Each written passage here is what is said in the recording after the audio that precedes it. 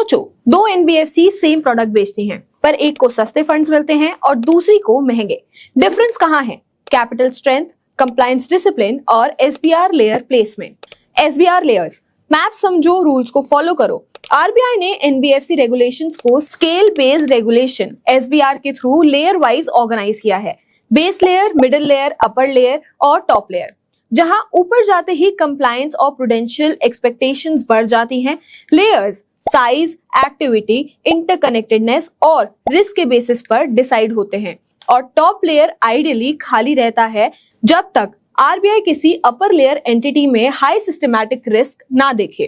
Capital foundation जितना strong होगा, pricing उतनी अच्छी मिलेगी। एनबीएफसीज को minimum capital adequacy ratio maintain करना होता है। इंडस्ट्री प्रैक्टिस एंड गाइडेंस के हिसाब से CAR 15% के आसपास विद टियर 1 थ्रेशोल्ड स्पेसिफाइड और स्पेशल सेगमेंट्स जैसे गोल्ड लेंडिंग में टियर 1 हायर प्रिस्क्राइब्ड है। अपर लेयर एनबीएफसीज पर कैपिटल एक्सपेक्टेशंस और बफर ज्यादा स्ट्रिंजेंट होते हैं, जिससे सिस्टमैटिक सेफ्टी और लॉस अब्जॉर्प्शन कैपेसिटी स्ट्रांग होती है। रजिस्ट्रेशन के लिए net owned fund NOF threshold clear है।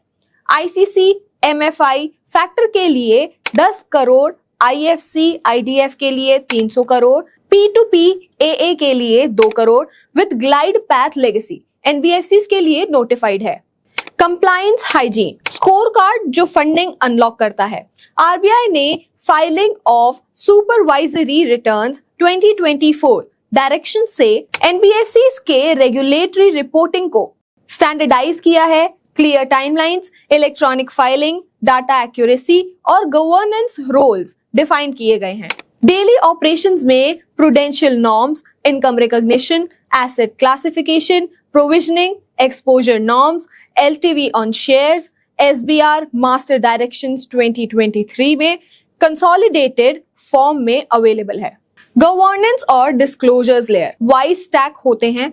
मिडिल और अपर लेयर एंटिटीज पर board governance, risk management frameworks और एनहांस्ड डिस्क्लोजर्स की एक्सपेक्टेशंस हाई होती हैं। What changes by layer? Base layer NBFC के लिए कोर प्रूडेंशियल नॉर्म्स अप्लाई होते हैं, पर गवर्नेंस इंटेंसिटी MLUL के मुकाबले लीड रहता है। फिर भी NOF, CAR, प्रोविजनिंग और रिपोर्टिंग डिसिप्लिन नॉन नेगोशिएबल है।